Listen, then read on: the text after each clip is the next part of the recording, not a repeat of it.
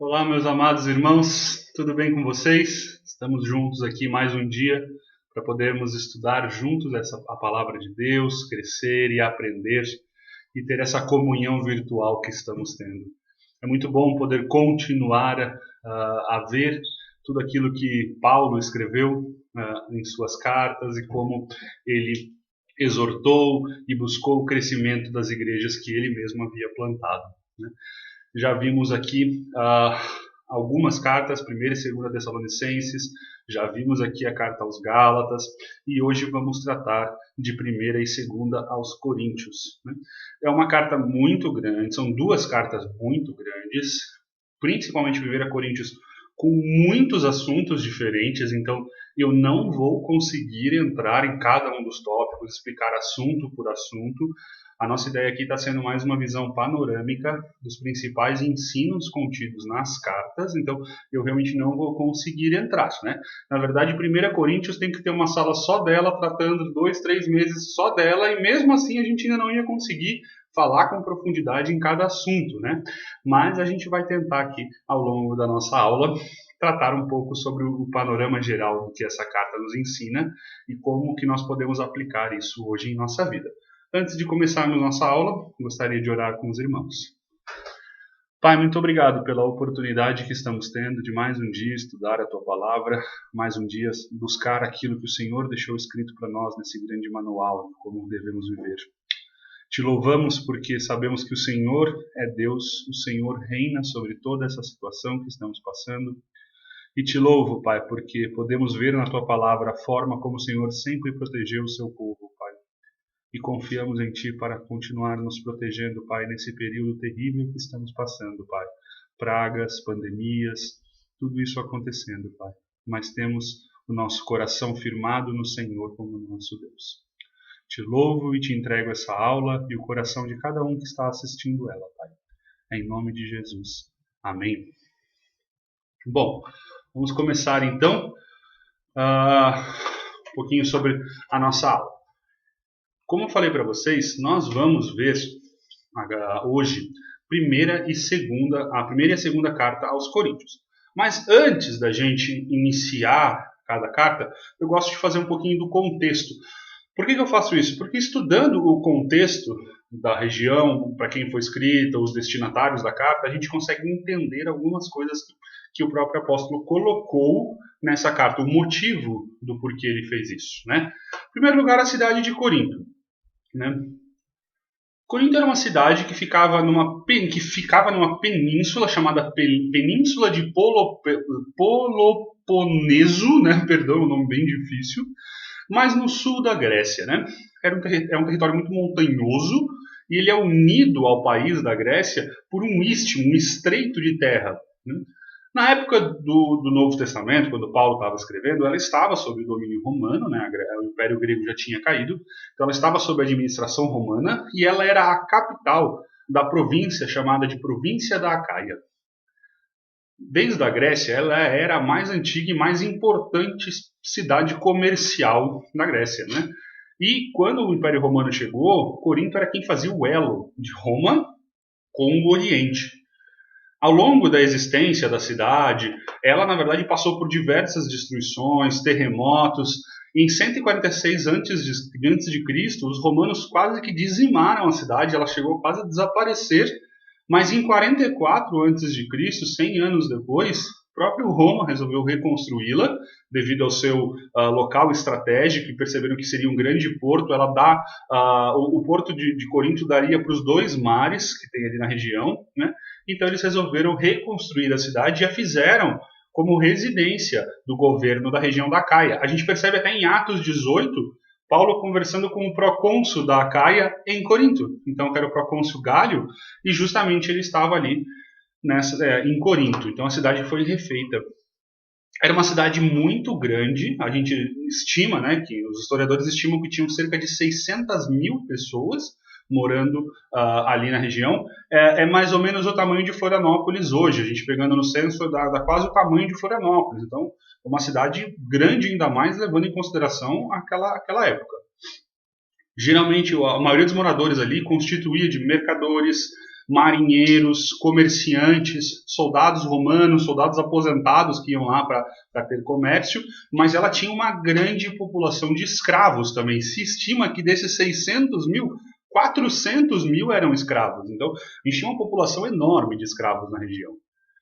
Além disso, ela era uma cidade muito conhecida por abrigar peregrinos, porque ela tinha diversos templos de adoração a deuses pagãos nessa cidade, né?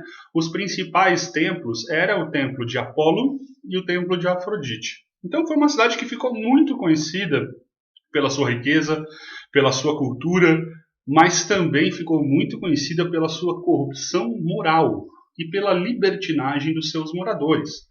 Era uma cidade com muita jogatina, com muita prostituição, e a prostituição era legalizada, principalmente por causa dos templos de Apolo e Afrodite, onde a gente havia prostitutas e prostitutos cultuais. Então, a prostituição e a imoralidade sexual era algo incrustado dentro da sociedade de Corinto, né? E é nesse ambiente corrupto e imoral que uma pequena comunidade cristã começa a crescer. Em sua maior parte por pessoas simples. A gente viu que a maioria da população era escrava, então a maior parte da população também da igreja eram pessoas simples, né? A maioria de origem gentia, de recém-conversão, então a grande maioria neófitos, eles tinham acabado de se converter, estavam saindo desse mundo de paganismo, desses costumes pagãos, e entrando então dentro da igreja. Então é uma igreja que já cresce com fortes tensões espirituais, tensões morais, costumes tendo que ser alterados. Tudo isso influencia e muito o crescimento de uma igreja, né? Paulo foi bem acolhido na cidade, né? O evangelho já estava sendo bem acolhido em toda essa viagem que ele estava fazendo, né? Ele veio de Atenas. Em Atenas ele teve algumas brigas ali, principalmente porque os gregos gostavam muito de sabedoria e queriam buscar isso, e Paulo, ele teve um pouquinho de resistência, mas de lá ele parte para Corinto e ele fica na cidade cerca de 1 ano e 6 meses. A gente consegue observar isso no relato de Atos 18, e ele então vai proclamando. É como de costume dele, primeiro ele tenta chegar nos judeus, né? Então ele vai para a sinagoga, tentando chegar nos judeus, mas os judeus se mostraram resistentes, não queriam ouvir, então logo em seguida ele começa a ir para a população gentílica. Quem quiser acompanhar, em Atos 18 tem uma descrição muito boa desse trajeto que ele faz, né? E é interessante a gente perceber também que Paulo, ele toma uma abordagem diferente. Ele já tinha tido a experiência em Atenas, então ele resolve uma abordagem diferente em Corinto. Paulo era alguém que conhecia muito, a gente já tem visto isso nas cartas. Ele mesmo afirma, a gente viu isso na carta de Gálatas, nas cartas de Tessalonicenses, ele afirmando o quanto ele conhecia da palavra, o quanto ele tinha instrução. E quando ele chega em Corinto, ele faz uma abordagem completamente diferente. Ele fala de uma forma bem simples, ele fala de uma forma comum, não profunda. Por quê? Ele se opõe a tudo aquilo que os gregos buscavam. Os gregos buscavam sabedoria, buscavam palavras eloquentes, palavras cultas, e Paulo resolve fazer o oposto. Ele vai mostrando a simplicidade do evangelho, falando de uma forma bem tranquila. É como se ele realmente estivesse lançando só os fundamentos. E ele mesmo fala que ele lançou somente fundamentos, para que outras pessoas viessem e dessem continuidade ao trabalho. Tito faz isso, Timóteo faz isso, Apolo faz isso. Então, são pessoas que depois dele vieram construindo passo a passo o evangelho por completo, de uma maneira mais profunda. Paulo, ele resolve ter essa atitude diferente para se opor a toda essa busca por conhecimento e por sabedoria que os gregos tinham. Então é muito, muito interessante ver que ele vai mudando a sua abordagem conforme o local. Isso, quando a gente estuda missões, é essencial, saber como abordar cada povo. Eu, por exemplo, trabalho com ribeirinhos, grande maioria pescadores, grande maioria mal sabe ler e escrever. Então não adianta eu vir falando de uma forma culta, ou, por exemplo, administrar uma aula como eu estou dando agora para vocês, com muita coisa escrita, com nomes difíceis. É uma abordagem que eu não posso fazer dentro da comunidade ribeirinha. Então, em missões, a gente aprende muito com Paulo. Em cada lugar que você for, você adaptar a sua forma de pregar, a sua forma de ensinar, né? Bom, dado um pouco desse contexto, vamos então para a carta em si, começando por 1 Coríntios, né? ela foi escrita em Éfeso, né? E agora Paulo passou por Corinto na sua segunda viagem missionária. Foi quando ele plantou a igreja, ele ficou um tempo lá. Porém, a carta de Corinto ela foi escrita durante a terceira viagem missionária de Paulo, né? Paulo estava em Éfeso, a gente consegue ver isso lá em Atos 20. Para quem está acompanhando, alguns já me falaram que estão acompanhando também em Atos, né, no relato de Atos, e é muito legal fazer isso. Você acompanhar as cartas com o período de Atos, né? Recomendo para quem não esteja fazendo. Então, Paulo viveu em Éfeso na terceira viagem missionária, viveu durante cerca de 3 anos ali em Éfeso, provavelmente entre 54 e 57 depois de Cristo.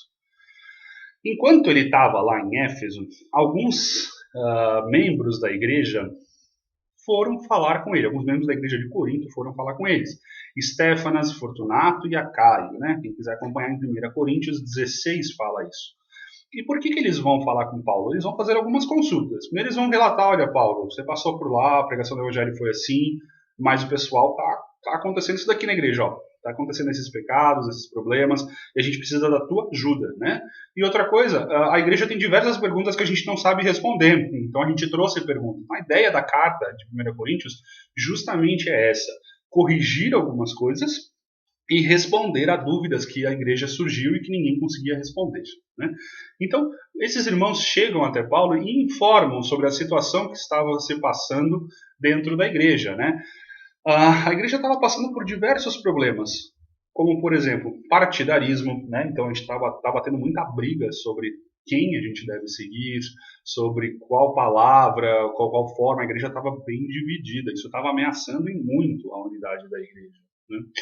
Os antecedentes pagãos estavam se aflorando cada vez mais dentro da igreja, né? E essa conduta estava levando a uma corrupção geral. Como era visto dentro da igreja, fora da igreja, estava sendo visto dentro da igreja, dentro da congregação, né? Casos de moralidade, moralidade sexual, diversos assuntos que Paulo teve que resolver. Então, essa epístola é considerada como a mais abrangente de todas, porque ela trata dos mais diversos assuntos. Por isso que eu falei para vocês que eu não vou conseguir entrar em todos eles. Não teria como isso em uma aula eu entrar um problema, a não ser que a gente passasse o dia inteiro estudando isso, né? Mas aqui está uma lista dos assuntos que a carta trata, né? Unidade da igreja, disciplina, casamento, divórcio, celibato, liberdade cristã, posição da mulher na igreja, dons e ressurreição. E eu só estou falando da primeira carta, não coloquei aqui a segunda carta. Então são muitos assuntos, eram muitas dúvidas que surgiram no meio deles, e Paulo, então, ele vai tentando tratar cada uma dessas dúvidas. Apesar de ser a mais abrangente das cartas, ou seja, os mais diversos assuntos, ela também é considerada uma das cartas mais práticas. Ela vai tratar de armadilhas e ciladas que as igrejas passam até hoje. Então é uma carta muito atual, porque ela demonstra problemas que acontecem em nossa igreja hoje. Qualquer congregação recém-formada, que a maioria dos seus membros são novos convertidos, isso dentro do campo missionário, a gente percebe muito, passa por problemas parecidos com que a igreja de Corinto estava passando. Quando a gente começa a entrar costumes mundanos, porque as pessoas estão se convertendo, os costumes ainda estão mudando. Isso começa a transformar a igreja, e a igreja acaba se tornando muito parecida com os problemas que estavam acontecendo em Corinto. Então, é uma carta muito atual, né? A igreja de Corinto estava espelhando muito do que a cidade tinha, né? Era muito comum nos meios gregos esse partidarismo, né? Eles defendiam muito tal pensador ou tal pensador, a gente percebia isso dentro do meio grego. E era isso que estava acontecendo da igreja. Eles começaram a se dividir porque era o costume dele, grande maioria dos membros da igreja deveria ser de helênicos, né, de gregos. Era um povo com uma moral frouxa, né, tinha uma conduta indecorosa, uma moral realmente bem questionável, e isso estava acontecendo dentro da igreja porque refletia essa cidade, né? Eles começaram a transformar a liberdade de Cristo em libertinagem, em imoralidade. E é isso, então, que Paulo vai ter que corrigir. Essa carta, a gente pode dividir ela em 5 grandes partes, 5 partes distintas, né? A primeira, Paulo condenando as facções da igreja de Corinto. Na segunda parte, Paulo exortando sobre disciplina na igreja. A terceira parte é onde ele vai tratar sobre respostas às perguntas levantadas. Depois ele faz um breve comentário acerca da ressurreição e faz a conclusão de sua carta, né? Então, a gente vai ver agora, passo a passo, cada uma dessas partes, né? Começando então do começo, Paulo faz uma breve saudação, como de costume, né? Nessa saudação tem uma pequena exortação, tem palavras de motivos de alegria que ele sauda pessoas, então a gente tem essa breve saudação que é o normal de Paulo e é o normal das cartas da época, e logo em seguida ele já começa a fazer então a exortação sobre aquilo que estava acontecendo, sobre o que ele tinha ouvido falar, né? Aqueles irmãos levaram para ele, ó, Paulo, está acontecendo tal e tal problema e não está sendo resolvido dentro da igreja. Então Paulo já começa, principalmente falando sobre as divisões, os partidarismos e sobre os casos de imoralidade, né? Muitos dentro da igreja estavam realmente lutando entre si. Eram seguidores de Paulo, outros se diziam de Apolo, de Pedro, de Cristo, a gente vai ver esses grupos daqui a pouco, mas a gente percebia então que estava acontecendo muito dessa luta, essa briga entre irmãos. E a resposta de Paulo é muito clara sobre isso, né? Como eu coloquei aí no slide, 1 Coríntios 1,13, acaso Cristo está dividido? Foi Paulo crucificado em favor de vós, ou foste porventura batizados em nome de Paulo? Ou seja, Cristo não está dividido, gente. Não fui eu que morri por vocês. Não fui eu que batizei vocês, né? Então a resposta dele é bem dura em cima disso. Essas divisões que estavam acontecendo não chegavam a causar uma ruptura dentro da igreja, né? Não é que dividiram a igreja e se transformaram em 4 igrejas diferentes, não. Mas ela já estava minando. Essas dissensões que estavam acontecendo estavam começando a corroer a unidade da igreja e, como consequência, mais para frente, isso iria sim causar uma ruptura, e a gente observa isso nas igrejas hoje, né? As igrejas que se racham, que a gente chama, né? Que se partem, acontecem por causa disso. Pequenas rupturas que vão acontecendo até que vira uma grande falha e a igreja acaba se dividindo. A gente consegue observar 4 grupos distintos pela fala de Paulo, né? Interessante que o autor que eu tô usando para estudar, que eu mostrei para vocês lá no começo, que é o Berkhoff, ele traz algumas características e algumas probabilidades de quem seriam esses grupos. Então notem que aqui nós estamos falando provavelmente. Ele vai trazendo um estudo muito interessante, recomendo de novo a leitura desse livro, Introdução do Novo Testamento, de Berkhoff, e ele vem trazendo nesse livro algumas possibilidades de quem eram esses grupos, né? Em primeiro lugar, os de Paulo. Provavelmente aqueles que se converteram com a pregação de Paulo lá no começo, na segunda viagem, quando ele passa. Cristãos sérios, mas que eram recém-convertidos. E seguiam aquilo que Paulo tinha falado. Vão seguir exatamente o que Paulo falou, porque é ele que nos instruiu. Então, provavelmente, esses de Paulo, que se declaravam como, nós somos de Paulo, provavelmente esse grupo original que começou a igreja, né? Os de Apolo. A gente não crê que Apolo tenha pregado diferente. Apolo era um grande pregador. E aqui a culpa não está em Apolo, né? Provavelmente Apolo continuou o ensino de Paulo. Paulo mesmo enaltece e fala sobre Apolo, falando, não, ele regou tudo aquilo que eu tinha plantado, ou seja, ele deu continuidade ao meu trabalho, ele aprofundou o meu trabalho, ele deu crescimento ao meu trabalho. Então, a culpa não está em Apolo, como eu já ouvi alguns falando, porque Apolo pregou diferente. Não, não é isso. É que as pessoas entenderam diferente. Como eu falei para vocês, Paulo, quando vem para Corinto, ele toma essa abordagem simples, porque as pessoas eram humildes. Se vocês forem ler ali em 1 Coríntios 2, de 1 a 5, vocês vão perceber a abordagem que Paulo utiliza, falando de maneira simples. E foi por escolha mesmo, foi proposital isso. E ele então lança o alicerce e depois ele envia alguém para dar continuidade e crescimento. Só que, como eu falei para vocês, os gregos gostavam de sabedoria, gostavam de palavras pomposas, de tudo, essa profundidade, essa busca por conhecimento, era uma marca da sociedade grega. Provavelmente Apolo fez isso.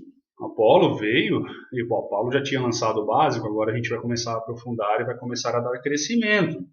Então esses que gostavam de conhecimento, de sabedorias e coisas assim, eles justamente seguem aquilo que Apolo tinha colocado. Então, por isso que eles se falam, não, eu não sou o que Paulo. Paulo ensinou muito, muito básico. Nós gostamos daquele que ensinou com profundidade. E esse era Apolo, né?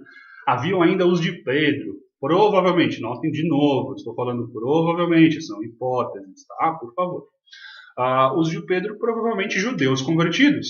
Por quê? Porque acreditavam no que os apóstolos originais que haviam falado. Não que Paulo não fosse judeu ou apóstolo, tá? Não é isso. Ele era judeu e ele era apóstolo. Só que ele não era dos 12 originais, e ele não era alguém que pregava para judeus. Geralmente o trabalho de Paulo era missionário entre os gentios, né? Ele é conhecido como missionário dos gentios, enquanto os outros, em sua maior parte do tempo, permaneceram em Jerusalém. E durante esse período de missionário de Paulo, eles ainda estavam em Jerusalém, principalmente Pedro.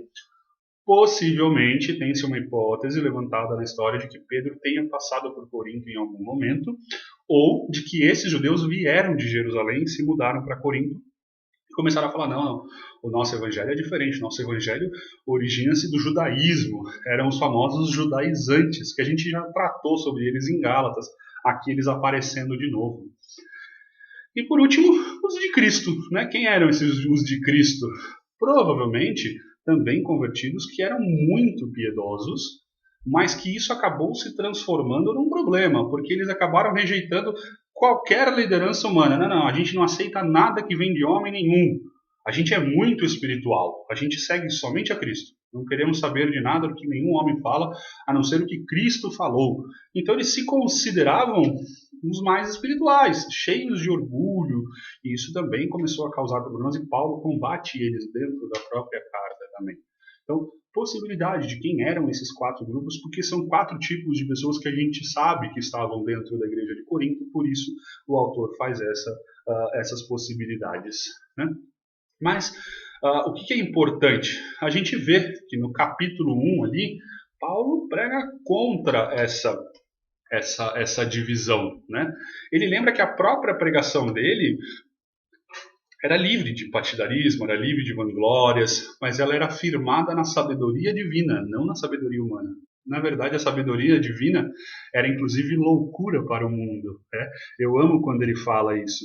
Ele fala, gente, toda essa sabedoria que vocês gregos querem buscar, que vocês estão atrás, isso não é nada. Eu prego a sabedoria da cruz, e ela é loucura para o mundo, né? Olhem as palavras dele em 1 Coríntios 1, de 18 a 21. Certamente, a palavra da cruz é loucura para os que se perdem, mas para nós, que somos salvos, poder de Deus.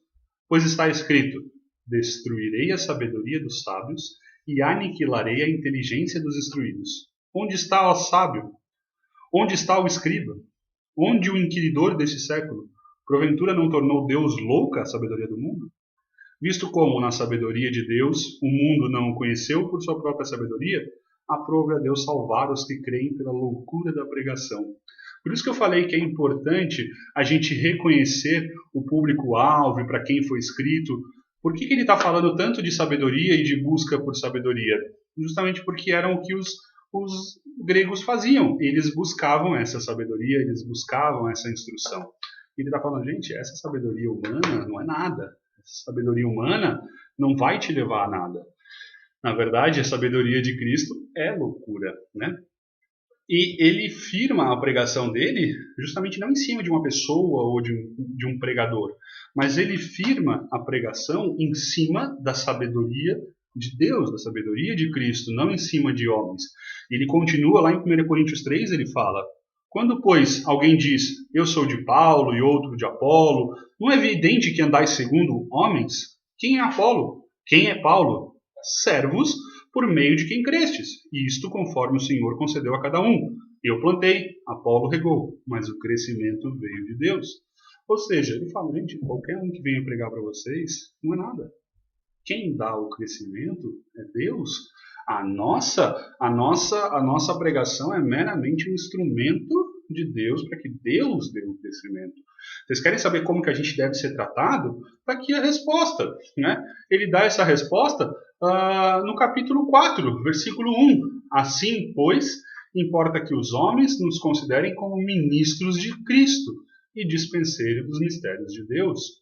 É isso que ele fala. Vocês querem saber como tratar a gente? É assim.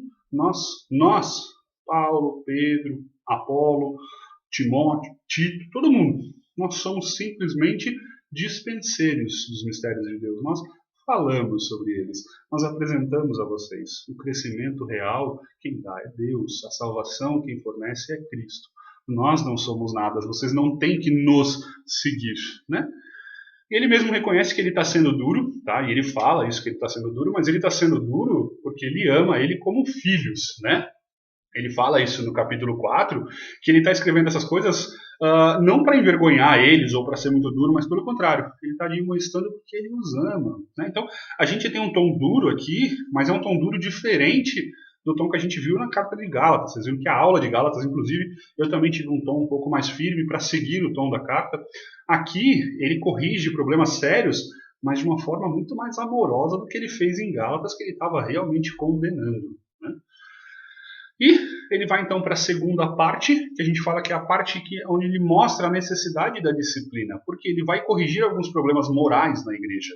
E o primeiro deles é na área sexual. Como a gente viu em 1 Coríntios 5:1, ele fala: geralmente se ouve que há entre vós imoralidade, e imoralidade tal que nem mesmo entre os gentios.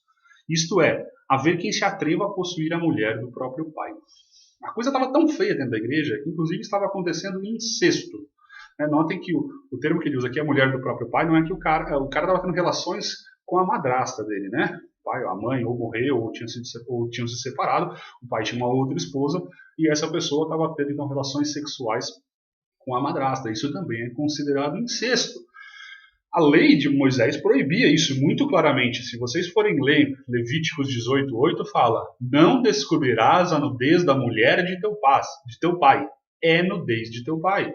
Não façam isso. Na verdade, o capítulo 18 de Levíticos, quem quiser ler, ele vai tratar só sobre isso, só sobre incesto, todos os tipos. Pai com filha, filha com pai, pai com filho, filho com pai, filho com a mãe, e todo o resto, tá?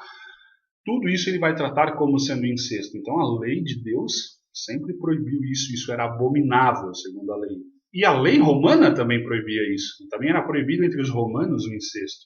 Paulo está falando: gente, o que é isso? Vocês não podem de jeito nenhum aturar isso no meio de vocês.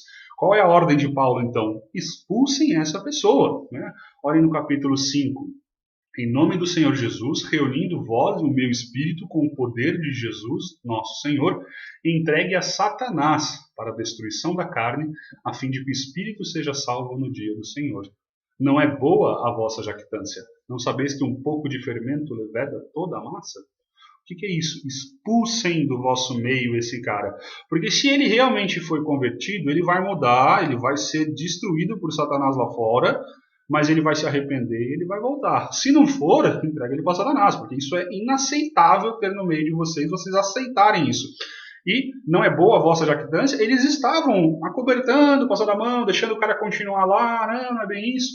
Não, gente, vocês têm que expulsar, isso é absurdo, vocês têm que disciplinar. Paulo é muito duro aqui, né?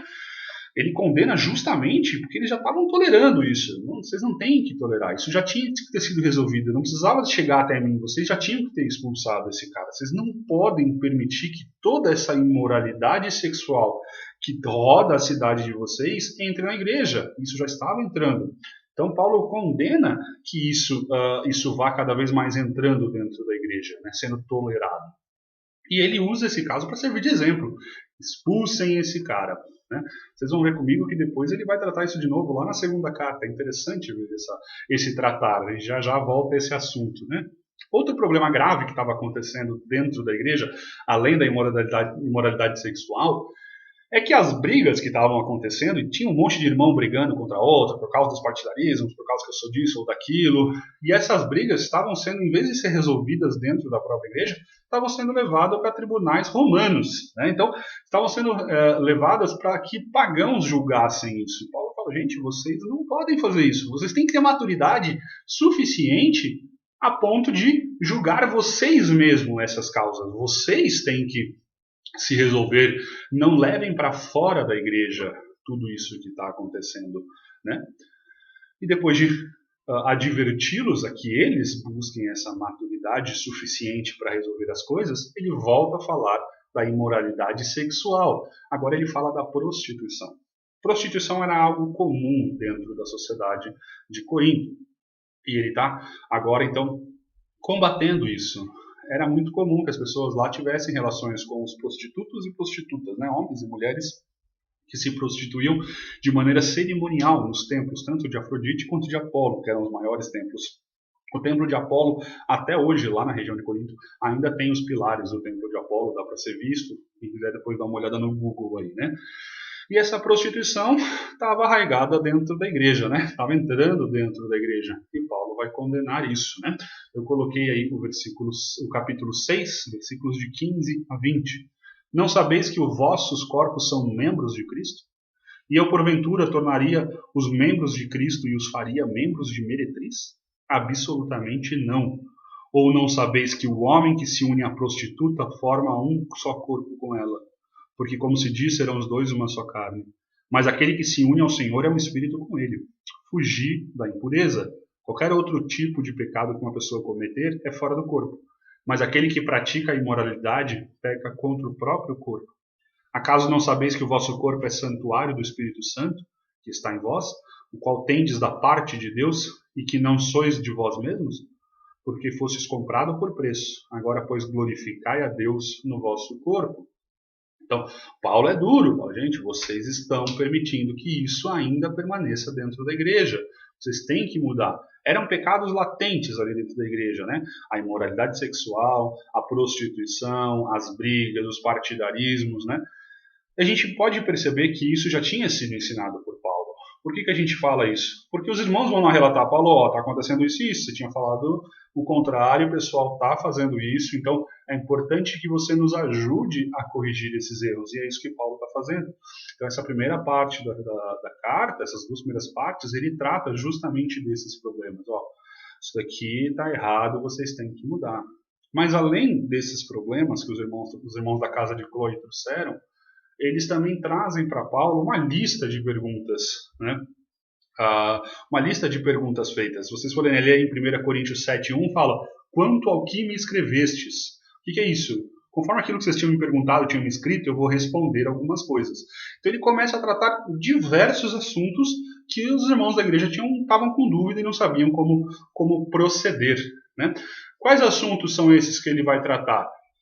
Casamento, divórcio, celibato, comer ou não comer a carne consagrada, idolatria, ceia, mulheres e o uso de véu, dons, ou seja, são os mais diversos assuntos. Sobre casamento, ele vai falar sobre quais são as responsabilidades dos homens, das pessoas casadas, qual a função de homem e mulher dentro do casamento, quais são as responsabilidades matrimoniais e sexuais que um tem com o outro, casamento entre crentes e incrédulos, se pode ou não, o que fazer quando isso acontece. Ele vai tratar sobre o divórcio, pode ou não ter divórcio. Ele vai tratar sobre o celibato, pessoas que não querem se casar, querem continuar solteiras, isso pode, isso não pode. Muitos assuntos, por isso que eu falei que eu não vou conseguir entrar a fundo em cada um deles, tá? Ele trata no capítulo 8 sobre comer ou não comer carne consagrada a ídolos, né?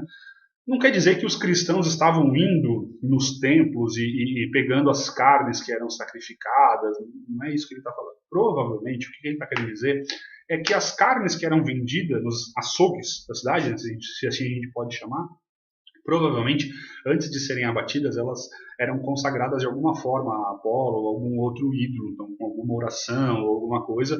Então, alguns cristãos ali estavam falando, não, o pessoal lá ora e consagra essas carnes, a gente não pode de jeito nenhum comer isso, porque isso é idolatria, isso é consagrado a ídolos, isso vai fazer mal para a gente. E começou a ter uma briga, pode ou não pode. Então a galera queria ser vegetariana, outra galera não, isso não tem nada a ver. E eles vão perguntar para Paulo, né? Interessante ver que Paulo, no capítulo 4, ele fala, capítulo 8, versículo 4, no tocante a comidas sacrificadas a ídolos, sabemos que o ídolo de si mesmo não é nada no mundo e que não há senão um só Deus. Ou seja, vocês querem a minha opinião sobre isso? Primeiro ponto, o ídolo não é nada. Isso não é nada, eles não existem, eles não têm poder nenhum. Então essa consagração que são feitas a ídolos não é nada, não vale de nada, porque só tem um Deus. Só o Senhor é Deus. Então, primeiro ponto, não é nada. Agora, se vocês continuarem no capítulo 8 e descerem ali para o versículo 8 e 9, vocês vão ver que não é a comida que nos recomendará a Deus, pois nada perderemos se não comermos e nada ganharemos se comermos. Vede, porém, que essa vossa liberdade não venha de modo algum ser tropeço para os fracos. que ele está falando? Gente, isso não vai fazer nada. Isso não vai mudar vocês. O comer ou não comer não é isso que vai mudar. Mas se isso é tropeço para você ou para algum irmão, não faça. Ele reforça o que ele falou no capítulo 6, 12, onde todas as coisas me são lícitas, mas nem todas me convêm. É uma coisa que a gente fala bastante dentro do meio cristão e é verdade. Se faz o teu irmão pecar, para. Isso vale para carne consagrada, isso vale para bebida, isso vale para diversas coisas. Abram mão do seu direito se faz o teu irmão pecar. Se está sendo de pedra de tropeço, não faça. E é isso que Paulo está falando. Gente, a carne consagrada em si não é nada. Isso não é isso que eu vou entrar. Agora, se isso está te fazendo pecar, ou está fazendo teu irmão pecar, para. Então, ele não proíbe nem autoriza, mas ele indica que eles analisem, conversem, sentem. Às vezes vai acontecer de, por exemplo, tem um irmão que acha que isso é pecado, que vai escandalizar ele. Quando ele for na tua casa, serve vegetais, serve legumes, dá arroz, batata, mas não vai usar carne. Agora, se isso não faz você pecar, tudo bem, então você pode comer. Né? Mas o que realmente importa é que vocês têm que fugir da idolatria. Ele continua depois do capítulo 8 falando sobre a idolatria. Vocês têm que fugir disso. Ele usa como exemplo o próprio povo de Israel, que por tantas vezes caiu no pecado da idolatria e como consequência foi escravizado, teve que sair da sua terra, né? Então muitos morreram. Ele vem tratando do próprio exemplo. Fala, o importante aqui não é se a carne é ou não consagrada, o importante é que vocês têm que fugir da idolatria, para que vocês não caiam nesse mesmo problema que o povo de Israel caiu. Depois ele responde as perguntas sobre a ceia do Senhor. Né? O que estava acontecendo aqui? O pessoal ia para a ceia não era nesse formato que nós vemos hoje, que é um cálicezinho pequenininho e um pãozinho pequenininho. Né? Eram grandes comidas, eles faziam grandes banquetes. E estava acontecendo que alguns chegavam lá e comiam e bebiam até não aguentar mais, saíam bêbados da ceia, enquanto outros não tinham nem a oportunidade de chegar. Provavelmente, esses que não tinham nem a oportunidade de chegar eram aqueles mais simples, escravos, que tinham que comer por último, enquanto os senhores, que eram ricos, que tinham tudo isso, chegavam lá e se esbanjavam de comer e tudo mais. Isso parece absurdo para a gente hoje, né? Se você parar para analisar, isso parece absurdo. Nossa, como é que isso pode acontecer? Gente, de novo, porque a importância do contexto? Olha de onde esses caras vêm. Nos templos, principalmente de Apolo também, Apolo e Afrodite, a gente via grandes banquetes cerimoniais onde o pessoal ia lá e se matava de comer. Era costume comer até não aguentar mais, vomitava e voltava para comer de novo. Bebiam até caírem como alcoólico. Esse era o meio que eles viviam. E o que aconteceu? Quando eles chegaram na igreja, vamos fazer a ceia. Beleza, vamos fazer a ceia do jeito que a gente sabe. Vamos comer até não aguentar mais. Paulo falou, gente, vocês têm que mudar isso. Isso era lá o antigo, né? Isso era que vocês faziam quando ainda eram pagãos. Aqui a gente tem que mudar, então ele vem tratando isso. Por isso é importante saber de onde eles vêm, né? Entender o contexto deles. E conforme essa igreja foi crescendo, foi se multiplicando, muitos dons foram sendo manifestos. E de novo a gente começa a ver disputa entre eles. Quem tem o melhor dom? Era costume dos gregos terem essa disputa, quem era melhor, quem era pior, os jogos gregos aí que foram sendo feitos, né? Até hoje a gente tem as Olimpíadas, era um povo com uma disputa muito forte, e eles começam a competir agora entre dom, não, eu tenho o melhor dom, não, meu dom é melhor, esse é o melhor, esse é o pior, e Paulo tem que então tratar, gente, vamos lá, quem dá os dons? É Deus, né? Então no capítulo 12 ele é bem claro, porque assim como o corpo é um, e tem muitos membros, todos os membros, sendo muitos, constituem um só corpo. Assim também com respeito a Cristo. No capítulo 12, ele vai começar a tratar. Versículo 27, ele fala, ora, vós sois corpo de Cristo, e individualmente membros desse corpo. Ou seja, todos vocês são membros do mesmo corpo. Não existe um melhor do que o outro. Um braço não é melhor que o outro, uma perna não é melhor que a outra. Todo mundo é membro, gente. Vocês são todos iguais. Os dons foram sendo dados para que a igreja vá crescendo, mas não existe um dom maior do que o outro. Se existir algum, Paulo fala, o maior desses é qual? O amor.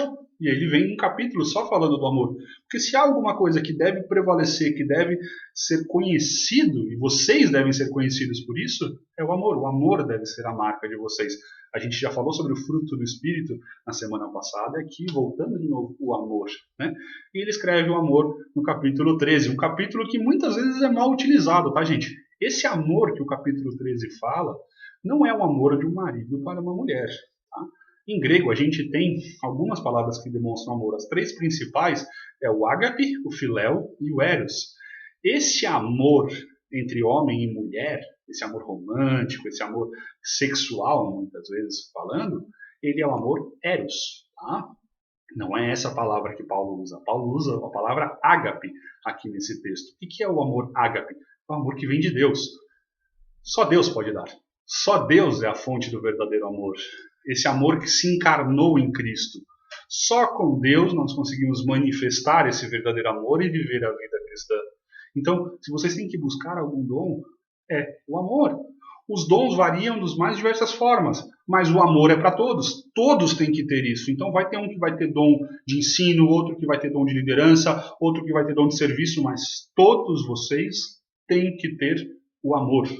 Os dons duram pouco tempo e podem mudar, são passageiros. O amor dura para sempre. Sem amor, não vale a pena ter dons. Os dons não valem de nada sem o amor ao próximo, sem o amor que vai manifestar esses dons pela igreja. Então a exortação que ele faz no capítulo 13, e é lindo no capítulo 13, justamente é essa: vocês têm que manifestar esse amor que vem de Deus. E é com ele, com esse amor, que todos os dons vão ser manifestados também. E vocês precisam desse amor para manifestá-los. Então, uma nova exortação de Paulo.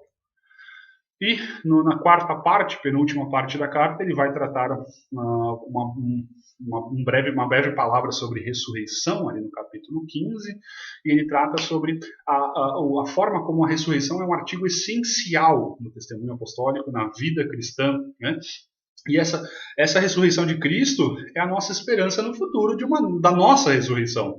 Então, havia sido feitas várias objeções, várias perguntas sobre ele, e ele vai descrevendo a natureza do corpo ressurreto e a vitória que a gente vai ter. A ressurreição é a base da nossa fé. Olha aí Coríntios 15. Ora, se é corrente pregar-se que Cristo ressuscitou dentre os mortos, como, pois, afirmam alguns dentre vós que não há ressurreição de mortos? Se não há ressurreição de mortos, então Cristo não ressuscitou. E se Cristo não ressuscitou, é vã a nossa pregação e vã a nossa fé. Tem um filme muito antigo, que é muito interessante, que é chamado O Corpo. É com Antônio Bandeiras. Esse filme é até difícil de achar, porque ele é muito velho e foi pouco divulgado. Mas é um filme muito interessante. O enredo do filme é justamente uma escavação arqueológica que acha uma tumba, onde os escritos da tumba falam que esse é o corpo de Jesus. Então, o corpo de Jesus tinha sido roubado pelos apóstolos e levado para outro lugar. E tinha sido construída essa mentira de que Cristo tinha sido ressurreto. E o Vaticano, então, envia um padre, que também era arqueólogo, para analisar tudo isso, e o filme gira em torno dessa crise que o padre vai tendo, de que se Cristo não ressuscitou, em vão é a nossa fé. Né? É muito interessante esse filme, quem puder depois tentar achar aí na internet, é chamado O Corpo, se eu não me engano esse é o nome. Eu lembro que é com Antônio Bandeiras. Mas é muito legal. Eu assisti há muitos anos esse filme. Eu assisti lá na primeira vez quando eu entrei no seminário. Comecei o seminário há 13 anos atrás, agora estou dando continuidade a alguns estudos. Mas eu lembro que eu vi isso lá atrás, nessa época. Né?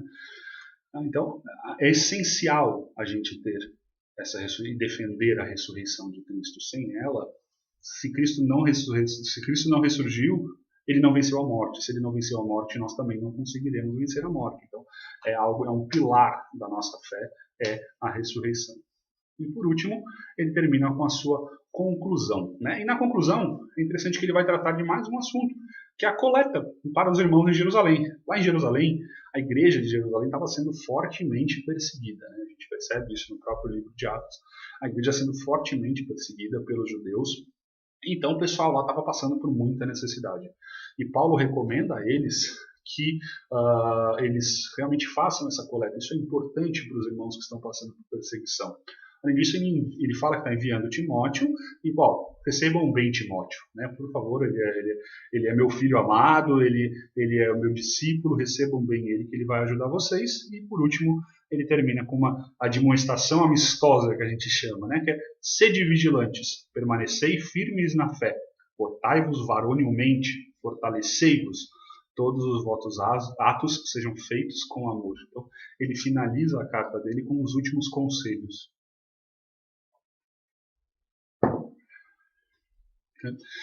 E entramos então agora na segunda carta. A segunda carta dos Coríntios foi escrito ainda durante a terceira viagem missionária. Paulo já tinha saído de Éfeso, ele ficou lá, como eu falei para vocês, em torno de 3 anos, né? Saindo de lá, ele vai rumo à Macedônia. Ele fica na região da Macedônia, não sabemos ao certo em qual cidade ele estava, mas ele estava na Macedônia. E de lá ele recebe Tito. Tito tinha ido, Paulo, quando sai de Éfeso, manda Tito ir para lá, ver como é que estão as coisas, e principalmente ver como é que a igreja tinha recebido a primeira carta. E Tito retorna, relatando como é que tinha sido tudo aquilo, né? Paulo sabia que ele tinha falado de maneira dura na carta, ele comenta isso na segunda carta. Eu sei que eu escrevi para vocês de maneira firme, de maneira dura, exortando, corrigindo, né? E acho que Paulo deve ter se preocupado até, falou, será que eu falei muito duro, será como é que foi, como é que eles estão recebendo? Precisa falar, Tito, vai lá e sonda como é que estão as coisas, porque eu preciso desse feedback para saber como é que eles receberam. E Tito volta, então, relatando, né?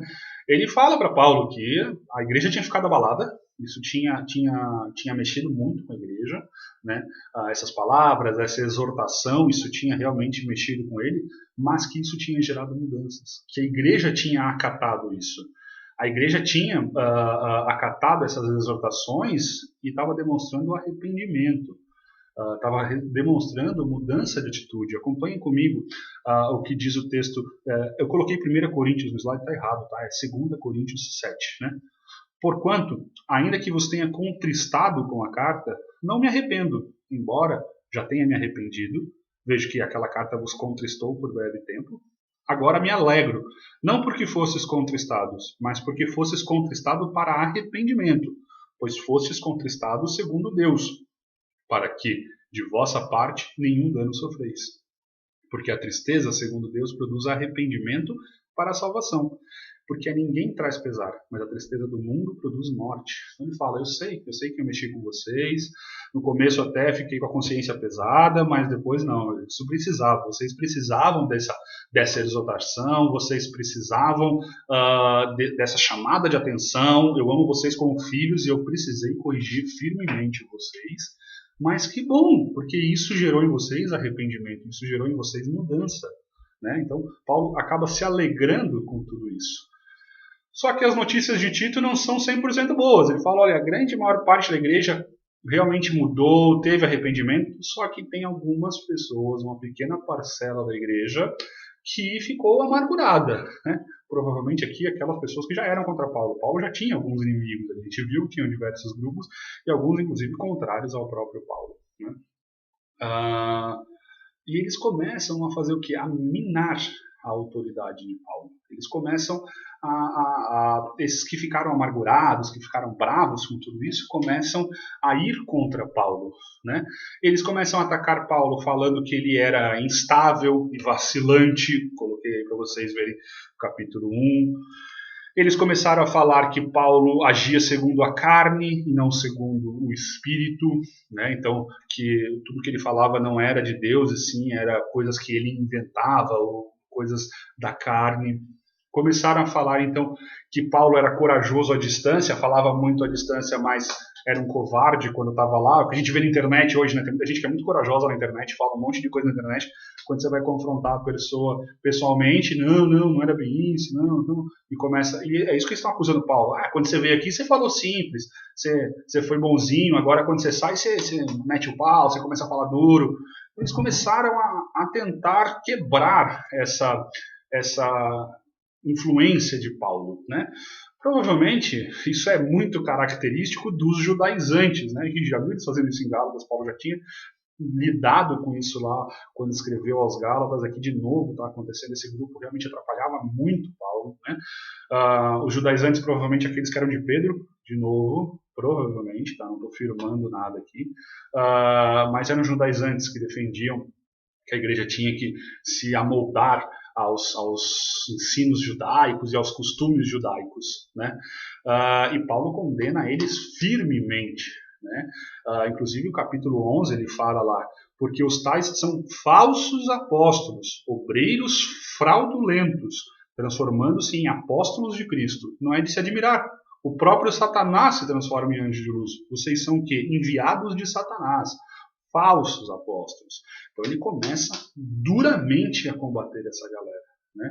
Então, ao escrever a segunda carta, Paulo tinha justamente essa intenção. Em primeiro lugar, mostrar gratidão. Falou, olha, que bom que vocês receberam a primeira carta, que bom que isso deu mudança na vida de vocês, mostrou mudança na vida de vocês, mas ele também tinha uma outra intenção, defender tanto o apostolado, a gente vai falar agora que ele defende o apostolado em si, ele defende o seu apostolado também, né? Então, defendendo o ensino que ele tinha visto. Por isso que em 2 Coríntios a gente vê uma carta muito diferente, né? A primeira carta era muito doutrinária, tratando dos mais diversos assuntos.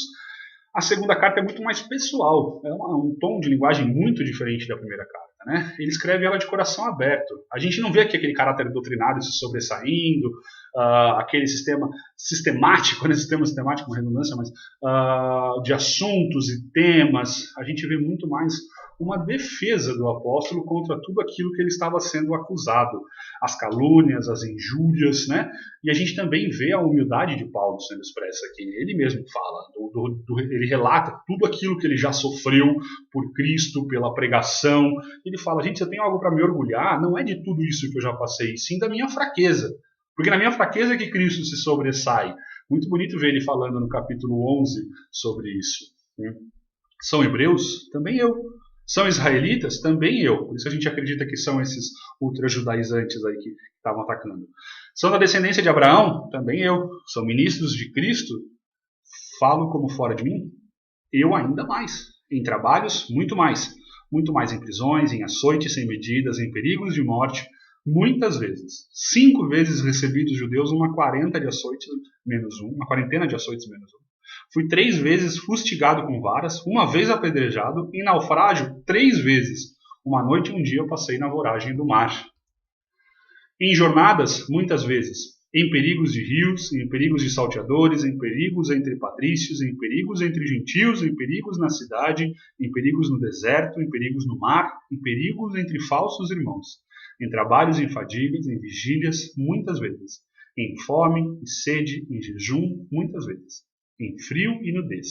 Além das coisas exteriores, há o que pese sobre mim diariamente, a preocupação com todas as igrejas. Quem enfraquece, que também eu não enfraqueça? Quem se escandaliza, que eu não me inflame? Se tenho que de gloriar-me, gloriarei-me no que diz respeito à minha fraqueza. O que ele fala? Gente, eu não sou que nem esses caras. Se eu tenho que me gloriar de alguma coisa, não é que eu sou judeu ou que eu conheço muito. Eu vou me gloriar na minha fraqueza. Olha tudo que eu já passei. E eu não estou aqui pregando em cima disso tudo ou falando, olha como eu sou bom, como eu sou diferente. Glória a Deus pela minha fraqueza. Porque é nela que Cristo vai se sobressair. Então essa é a defesa que Paulo vai fazer também no seu ministério. A carta de 2 Coríntios pode ser dividida em 3 partes. A primeira dela é uma análise que Paulo faz do relacionamento deles com os coríntios, né? Ele começa com uma introdução comum que ele sempre faz. Ele fala sobre o porquê que ele ainda não tinha ido lá visitar eles de novo. Ele vai explicar isso, né? E logo em seguida, ele já corrige uma coisa. Lembra aquele irmão que ele mandou expulsar? Ele falou, não, manda para o mundo, manda para Satanás, que é para ver se o corpo dele é destruído, mas para a gente tentar salvar a alma dele. Ele se arrependeu, Paulo fala em 2 Coríntios. Traz ele de volta. Vamos trazer ele de volta à nossa comunhão, porque ele mudou de atitude. Então está na hora de trazer ele de volta. Muito bonito ver que a disciplina que ele tinha ordenado surgiu o efeito que deve ter a disciplina, né? E logo em seguida, então, ele começa a tratar esse assunto que vai permear toda a carta, que é a defesa do apostolado em si e depois da defesa do seu apostolado, né? Primeiro ele começa comparando os apóstolos com os ministros da lei do Antigo Testamento. Os apóstolos agora são ministros dessa nova aliança, a nova aliança em Cristo, não mais aquela da letra, mas, que era a lei, aquela do Espírito. Daí vem aquele texto também que já foi usado de muitas formas erradas, que é a letra mata, mas o Espírito vivifica. Ele está falando dessa nova aliança, não mais firmada na lei do Antigo Testamento, mas sim na graça pelo Espírito. E ele mostra que, na realidade, aqueles que são verdadeiros apóstolos, eles sofrem pelo Evangelho, eles sofrem de tudo. A gente acabou de ler tudo que Paulo passava, mas a esperança deles está na glória futura. Não vou ter tempo de ler todos os textos, a gente já está aí com quase uma hora de aula, mas leiam 2 Coríntios que vocês vão ver essa exortação que ele vai falando. Por que ele está fazendo isso? Ele está mostrando como é um verdadeiro apóstolo. Comparando esse verdadeiro apóstolo, que a vida dele é marcada por sofrimento, desonra, pobreza, mas do outro lado também tem tolerância, bondade, conhecimento, justiça. Essa diferença de um verdadeiro apóstolo versus os falsos mestres que estavam acometendo ali a região, que estavam pregando dentro da cidade, dentro da igreja. Ele fala, gente, comparem a vida dos verdadeiros apóstolos com a vida desses caras que estão falando com vocês. Vocês verem a diferença. E, por favor, a santidade é algo que vocês devem buscar, Paulo fala. Vocês são separados do mundo, então vocês não podem se associar a incrédulos. O famoso jugo desigual é quando ele vai usar aqui. Isso também é um alerta para os falsos mestres. Porque, gente, esses caras são falsos, eles são pagãos, não se juntem com eles. Eles são enviados de Satanás, não tenham nem comunhão com esses caras. Depois ele vai então para a coleta, os cristãos da Judéia, ele retoma esse conceito, ele mostra o exemplo que os próprios macedônios já deram, que fizeram doações enormes e abundantes.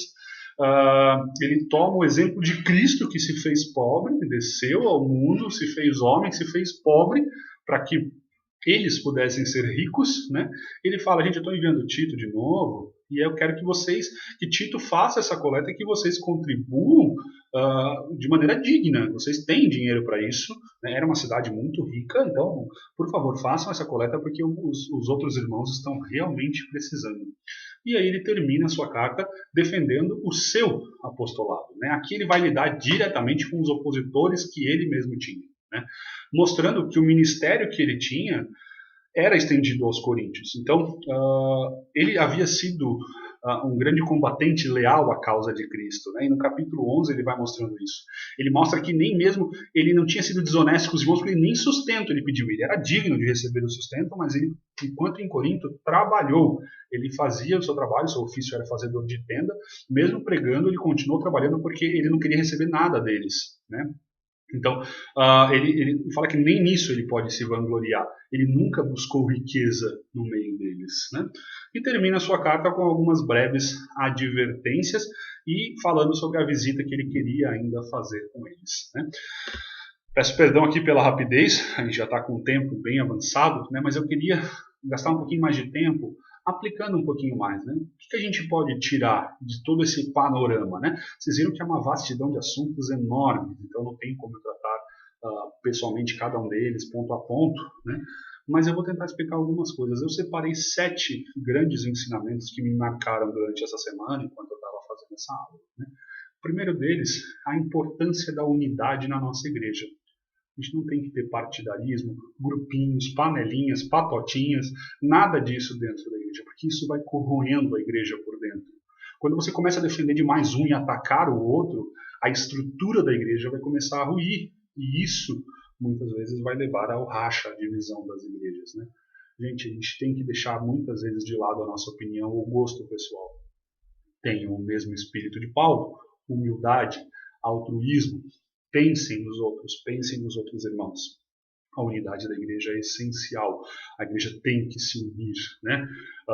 É bonito de ver que, por exemplo, a gente tem uma união de igrejas acontecendo de uma maneira que eu nem pensei. Eu estou dando essa mesma aula na primeira igreja batista de Florianópolis e na igreja congregacional de Florianópolis. Estamos unidos porque falamos o mesmo evangelho. Pregamos a mesma palavra. E é isso que tem que acontecer.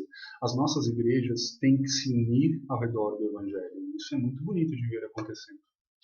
Segundo ponto, a igreja precisa disciplinar.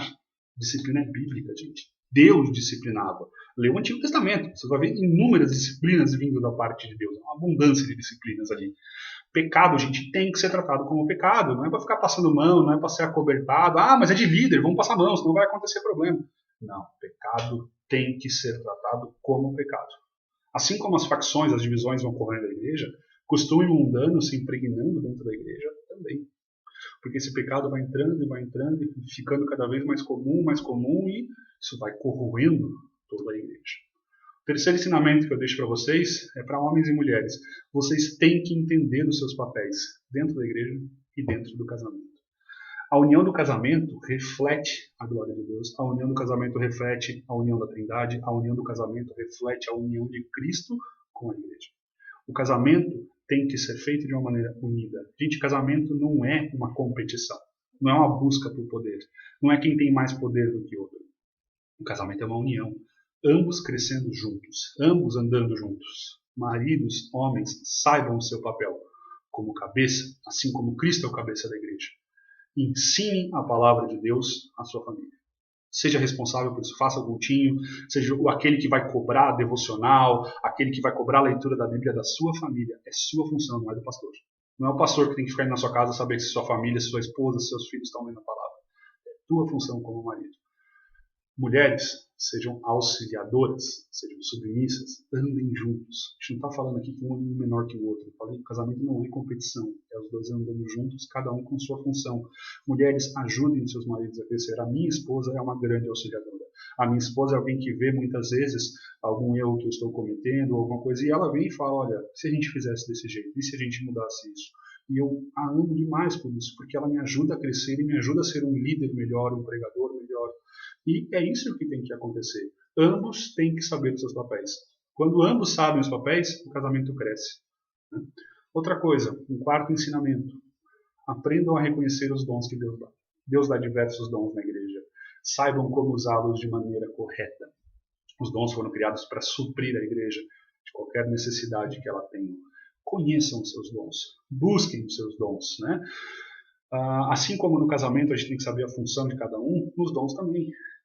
Cada um tem que saber o seu dom e saber a sua função. E quando isso acontece dentro da igreja, a igreja cresce de uma maneira maravilhosa. Se você tem dom de ensino, exerça o seu dom de ensino. Busque conhecimento para ensinar. Você tem dom de liderança, seja um líder conforme o coração de Deus, conforme Deus quer. Se você tem dom de exortação, exorte em amor. Busquem os dons e saibam como expressar esses dons. Um quinto ensinamento que as cartas de Coríntios nos revelam e nos ensinam muito é sobre se afastar de qualquer tipo de idolatria. Eu não estou falando aqui só de idolatria de imagem ou de ídolos, de santinhos. Não. Gente, são os nossos ídolos diários. O trabalho, a televisão, a internet, o smartphone. Tudo isso é considerado ídolo porque tudo isso tem a capacidade de nos afastar da comunhão de Deus. Isso que o ídolo faz, nos afasta de Deus. Muitas vezes vai ser o seu trabalho. Você passa tanto tempo no trabalho que a tua família está começando a ruir, que o teu ministério está ruindo, que você já não tem mais comunhão com seus irmãos, com seus amigos. Muitas vezes é a televisão, a internet, a pornografia, o smartphone, o telefone. Gente, quanto tempo você gastou essa semana no computador, no trabalho? E quanto tempo você gastou em comunhão com Deus e com a sua família? Quanto tempo você passou no dia mexendo no celular e quanto tempo você gastou lendo a Bíblia? Você já fez cultinho hoje com a sua família? Ou essa semana? Então, são coisas que vão nos minando a nossa comunhão. São ídolos. E 1 Coríntios é repleta de ensinamentos sobre isso. Outro grande ensinamento que eu percebo no livro de Coríntios é qual é a sua reação a receber uma exortação. Os coríntios foram exortados firmemente por Paulo na primeira carta. E na segunda carta ele fica alegre, porque eles receberam isso com arrependimento. Eles receberam isso e mudaram de atitude. Qual é o teu arrependimento com a exortação? Quando um líder, quando o teu pastor, quando alguém chega e te exorta e fala, você está pecando nessa área, qual a tua reação? É como a maior parte da igreja de Coríntios que falou, estamos pecando, vamos mudar. Ou é como aquela pequena parcela que em vez de mudar, fez o oposto. Começou a atacar Paulo. Começou a falar, não, é que ele não é líder de verdade, ele não tem autoridade para falar isso, ele não sabe o que está falando. Corações duros, mentes fechadas pelo pecado. Qual tem sido a minha reação, qual tem sido a tua reação quando a gente é exortado? E por último, qual é a sua reação quanto aos necessitados da sua igreja? Gente, estamos passando por um período terrível. Pessoas estão perdendo emprego, comércios falindo, empresas falindo, pessoas estão perdendo sustento. Qual tem sido a tua reação em cima disso? Paulo é muito claro, é dever da igreja sustentar os irmãos necessitados. Né? Não é sustentar qualquer um, sustentar vagabundo, não estou falando disso. Estou falando dos irmãos da nossa igreja. Aqueles que realmente estão precisando. Aqueles que estão passando por necessidade. Qual está sendo a tua reação? Você está comendo churrasco todo dia em casa enquanto tem gente passando fome? Gente, é nosso dever ajudar. Não só os irmãos necessitados. Qual é o teu envolvimento com a obra missionária? Porque os missionários também estão passando por isso. Temos diversos colegas que nós sabemos, estamos orando, que perderam sustento. Por quê? Por causa desse tempo, os mantenedores estão perdendo os empregos e não estão podendo sustentar. Quando foi a última vez que você conversou com um missionário? Quando foi a última vez que você se envolveu pessoalmente na obra de Deus? Ah, mas eu fiz uma oferta no passado quando a igreja levantou. Eu não estou falando da igreja, eu estou falando de vocês. Quando foi a última vez que vocês se envolveram em missões realmente? Foram ver aquele irmão que está pregando no mundo muçulmano? Quando vocês foram ver aquele irmão que está pregando no mundo oriental, na China, ou dentro dos indígenas, ou com os ribeirinhos? Quando foi que vocês se envolveram de verdade com missões? Isso é dever nosso, é dever da igreja sustentar os missionários. E a gente tem visto muitas falhas acontecendo, infelizmente. Gente, essas perguntas devem surgir na nossa cabeça ao ler essas cartas. Isso tem que ser aplicado na nossa vida. Não adianta só ler como um livro qualquer. A gente tem que aplicar. Isso eu apliquei para mim, tá? Por favor, eu não estou aqui condenando ninguém, não é isso. Tem muita gente, a maioria que está vendo as minhas aulas eu nem conheço pessoalmente, né? Eu já saí já faz um tempo, que eu já estou lá no norte, então tem alguns que eu nem conheço pessoalmente. Mas, gente, são lutas que a igreja enfrenta todo dia, são lutas que nós enfrentamos. Algumas a gente já enfrenta, já passou, outras a gente ainda vai passar, e é isso que essas cartas, essa é a grande riqueza dessas cartas. Nós vamos passar por tudo isso, e nós temos uma base de como fazer isso, né? Então, que ao longo dessa semana, eu e você, nós possamos juntos refletir nisso. E se percebemos que ainda há algum tipo de falha, que possamos corrigir e tenhamos o coração aberto para que Deus realmente continue modificando o nosso caráter, né? Espero que vocês tenham gostado de mais dessa aula. Estamos juntos aprendendo também, tá? Eu aprendo semanalmente criando essas aulas ou fazendo material para poder fornecer para vocês, né? Vamos orar então para a gente encerrar. Pai, muito obrigado, Pai, porque tivemos tantas admoestações, exortações vindas de Paulo, Pai, que podemos aplicar para nós hoje, Pai. Eu aplico em minha vida, em minha família, em meu ministério, Pai. E espero que cada um dos irmãos aqui também tenha sido, Pai, mexido por essa palavra. Porque a Tua palavra tem que causar esse efeito. A Tua palavra, Pai, deve causar em nós mudança de atitude. Devemos ler a Tua palavra e aplicá-la em nossa vida hoje, para que possamos nos mudar e nos moldar ao Teu caráter, Pai. Ao Teu caráter de santidade, a Tua vida, Pai, longe de pecados. É assim que devemos ter, Pai. Buscar cada vez mais refletir a Tua glória, refletir o Teu reflexo perfeito, Pai. Entrego cada um dos irmãos e essa palavra agora em Tuas mãos. Em nome de Jesus. Amém. Bom, meus irmãos, foi um prazer estar com vocês aí mais essa semana e espero que continuemos juntos aprendendo isso. Um grande abraço.